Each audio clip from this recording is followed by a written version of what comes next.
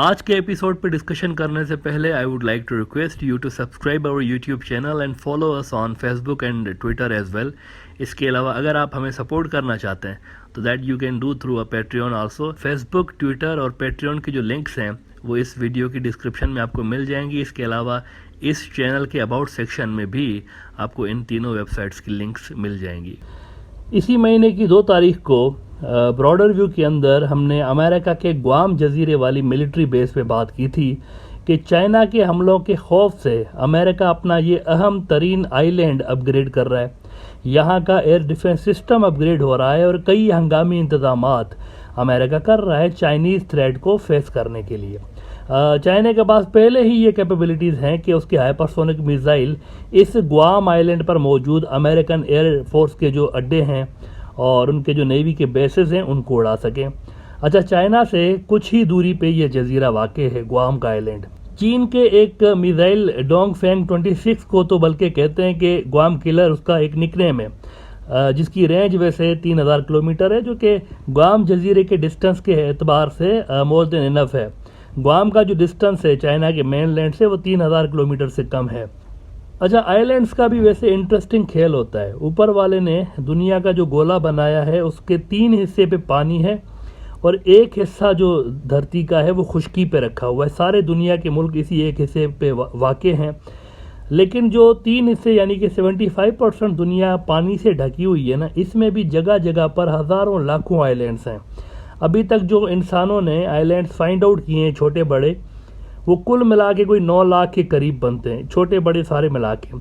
अच्छा, ग्वाम का उस दिन आपको मैंने बताया था कि how significant it is specially amid US China cold war. लेकिन आप ज़रा अब ये वाला आइलैंड देखें।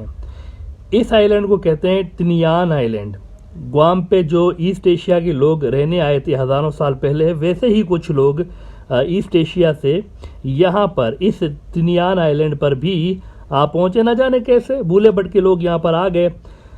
हज़ारों साल से यहाँ पर लोग रह रहे हैं और आपको ये जानकर हैरत होगी कि कुछ बांग्लादेशी भूले भटके लोग भी यहाँ पर आके रहने लगे थे। हालांकि बांग्लादेश और तिनियान के बीच अगर आप देखें तो बहुत ज़्यादा ईस्ट एशिया का पूरा जो आसियान के मुल्क हैं पूरा का पूरा पट्टी आ जाती है, लेकिन फिर भी वहाँ पर कुछ लोग बड़े ज़माने से वहाँ पर रह रहे हैं।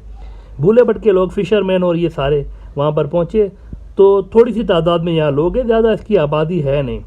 मैं इस आइलैंड का आज जिक्र क्यों कर रहा हूँ, तिनियान आइलैंड का?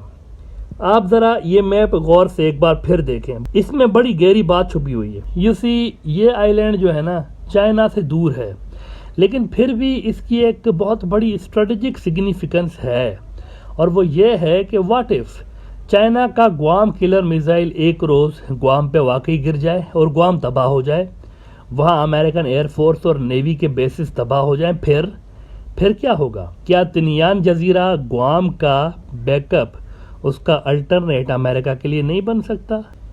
यानी कि कोई ऐसी जगह जहाँ पर ग्वाम के तबाह होने के बाद अमेरिका जहाँ से स्ट्राइक बैक कर सके चाइना के ऊपर। यही होने लगा है तिनियान में, यही होने लगा है। अमेरिका ने इस छोटे से आइलैंड पर भी एक एयर बेस बनाने का इरादा कर लिया है, बल्कि काम वहाँ पर ऑलमोस्ट शुरू हो चुका है।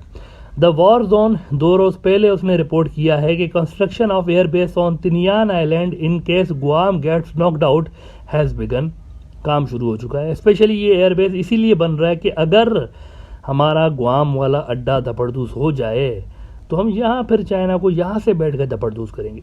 ये वैसे अमेरिका की अपनी ही प्रॉपर्टी है, ये जो आइलैंड है ये भी उसी के कब्जे में आता है, उसी की ज़मीन यूँ समझिए कि ये वाली भी है। छोटा सा आइलैंड है, एज आई सेड, कुछ हज़ार लोग यहाँ पर सिर्फ रहते हैं। फरवरी 2022 से इस पर खामोशी के साथ काम चल रहा है और 2025 में यहाँ पर काम मुकम्मल हो जाएगा। ग्वाम के लिए अमेरिकन समझ रहे हैं कि अब ये चाइनीज़ थ्रेट के सामने बिल्कुल एक्सपोज हो गया है। मई में यूरेशियन टाइम्स ने खबर लगाई थी कि चाइना तो ग्वाम पे बम गिराने की प्रैक्टिस भी कर रहा है।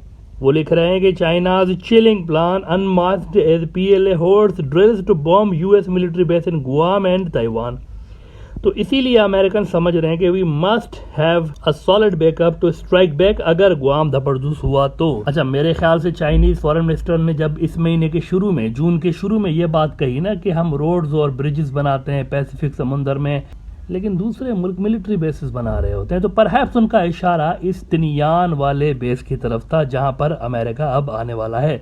चीन के सरकारी अखबार ग्लोबल टाइम्स ने रिपोर्ट किया था कि what we do in Pacific island is building road and bridge, not increasing military presence, Chinese foreign minister.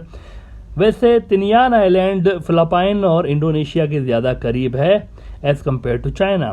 ना सवाल यह है कि क्या ये वाला आइलैंड ज़्यादा महफूज है अमेरिका के लिए गुआम से? मेरा नहीं ख्याल।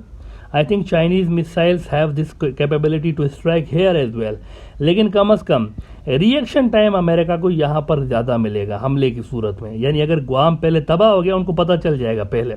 जाहिर सी बात है, अगर एट अ टाइम दोनों पे हमले करेंगे चाइनीज़, गुआम और तिनियान पे, तो गुआम पहले तबाह होगा क्योंकि करीब है। तो उस सूरत में फिर इनको पता चल जाएगा और रिस्पॉन्स टाइम इनके पास होगा यहाँ से स्ट्राइक बैक करने के लिए चाइना के अंदर। अच्छा, पुतिन ने वैसे कल कहा है कि अमेरिका जो है वो माजी में रहता है। पुतिन ने कहा है कि अमेरिकन वर्ल्ड ऑर्डर गया American world order it's gone. और वो कह रहे हैं कि अब वो अमेरिकन जो है ना अकेले सुपर पावर नहीं है, वो पास्ट में जिंदा हैं ये समझ के कि हम अभी भी कोई दुनिया की कोई इकलौती सुपर पावर हैं। और पुतिन ने यूरोप को भी बड़ा रगड़ा है कल, ये कह कर के यूरोप की एलीट जो है अशराफिया, वो अपनी आज़ादी गंवा चुके हैं और अमेरिका की बांसुरी पे डांस करने वाले लोग हैं। अमेरिका ने पूरा जोर लगा के देख लिया, पुतिन कह रहा है कि रशिया की इकोनॉमी को तबाह कर दें सेंक्शंस लगाकर, सब कुछ करके, लेकिन वो ऐसा कर नहीं सके। अच्छा, अब इन सारे इवेंट्स से कम से कम ये तो क्लियर हो रहा है कि अमेरिका अपना अकेले सुपर पावर होने वाला स्टेटस डिप्लोमेटिकली और मिलिटरली दोनों एतबार से खो चुका है। दुश्मन उसको घेर चुके हैं, उसके चाइना और रशिया उसको घेर चुके हैं। उसके दूर दराज जो अड्डे हैं, आप देखें गुआम उसका दूर दराज और महफूज तरीन अड्डा समझा जाता था, लेकिन ये ही महफूज नहीं रहा और इसी का बैकअप बनाने जा रहे हैं अमेरिकन। लेकिन ये बैकअप भी कोई इतना महफूज होगा नहीं मेरे हिसाब से। अलबत्ता वही रेस्पॉन्स टाइम वाला उसमें हिसाब आ जाता है कि अगर गुआम गया तो हम यहाँ से स्ट्राइक बैक करेंगे। ऐसा नहीं होगा कि गुआम चला गया है तो हमारे पास स्ट्राइक बैक करने की कैपेबिलिटीज़ नहीं होंगी।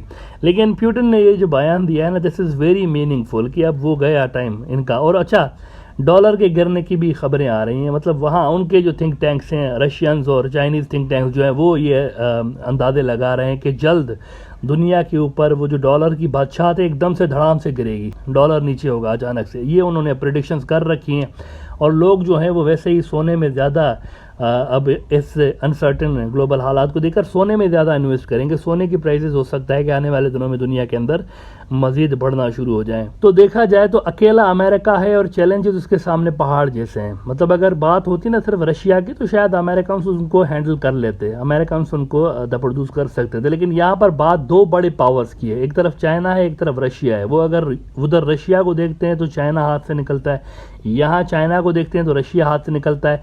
और दोनों को देख रहे हैं तो दोनों तो उनके कंट्रोल में आने वाले हैं नहीं, क्योंकि दोनों जब मिलते हैं ना तो उनसे अमेरिकन से बड़ी फोर्स बन जाते हैं ये। और अमेरिका दोनों को मिला के मुकाबला नहीं कर सकता। अमेरिका के लिए ज़रूरी है कि दोनों के अंदर बिल्कुल वैसे ही स्प्लिट पैदा हो जैसे कोल्ड वार 1 के दिनों में हुई थी। कोल्ड वार 1 में भी अगर आप देखें ना तो पहले चाइनीज़ और रशियंस एक ही हुआ करते थे, यानी दोनों ही स्ट्रेटेजिक पार्टनर्स थे। लेकिन बाद में रिफ्ट पैदा हो गई, अमेरिका सक्सेसफुल रहा दोनों को अलग करने में। इस बार अमेरिका इनको अलग कर नहीं पा रहा क्योंकि दोनों मुल्कों ने पास्ट से सीखा हुआ है, रशियंस ने और चाइनीज़ ने। तो वो बने हुए हैं आजकल अपने एक दूसरे के कंप्रीहेंसिव स्ट्रेटेजिक पार्टनर्स।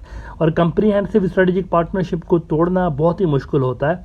आप देखिए वो डिफेंस के शोबे से लेकर इकोनॉमी और फिर डिप्लोमेसी और सारी चीज़ों में दोनों एक साथ हैं, एक ही पेज पे हैं तकरीबन। अगर वो जल्द इस पार्टनरशिप को ब्रेक नहीं कर पाए तो उनका वो जो एक तो सुपर पावर वाला स्टेटस था वो तो गया ही गया। मेरे ख्याल से दुनिया जल्द ही पलटेगी यूनिपोलरिटी की तरफ और इस बार चाइना के हक में पलटेगी। अमेरिका विल गो डाउन और अगले 4-5 साल जो होंगे दुनिया के लिए वो काफ़ी अहम होंगे इस कोल्ड वार के अंदर।